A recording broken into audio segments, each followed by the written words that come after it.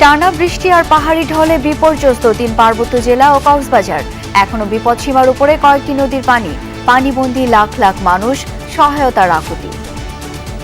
আনছে তা আধা কেজি মুড়ি, আধা কেজি সিরা, এগুলো দিয়ে কিছু হয়। আমরা খুব মানবতার জীবনযাপন করতেছি। বাচ্চা হাচ্চা লইয়া সংসার লইয়া কে খাওয়া কে লওয়া। বৈরী আবহাওয়ার কারণে চট্টগ্রাম বোর্ডের শনিবারের এইচএসসি পরীক্ষা স্থগিত।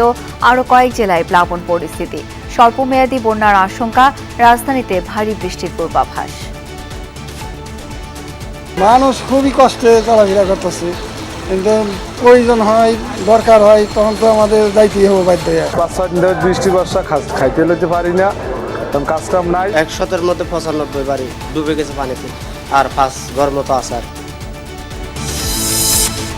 দুর্যোগ মোকাবেলায় প্রধানমন্ত্রী 10 পদক্ষেপের কথা জানালেন উপদেষ্টা মাহদি আমিন। প্লাবিত এলাকা পরিদর্শন করলেন বিরোধী দলীয় নেতা ডাক্তার শফিকুর।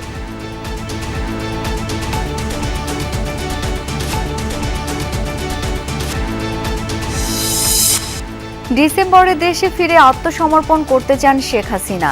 বার্তা সংস্থা রয়টার্সের প্রতিবেদন, যথাযথ আইনি প্রক্রিয়া ছাড়া অন্য কোনো উপায়ে মেনে নেওয়া হবে না, হুঁশিয়ারি এনসিপির। আইনি প্রক্রিয়ায় গণহত্যাকারীকে দেশে ফিরিয়ে এনে রায় কার্যকর করা, এছাড়া অন্য কোনো পরিকল্পনা যদি কেউ ভাবে, বাংলাদেশের জনগণ সেটার জন্য প্রস্তুত আছে।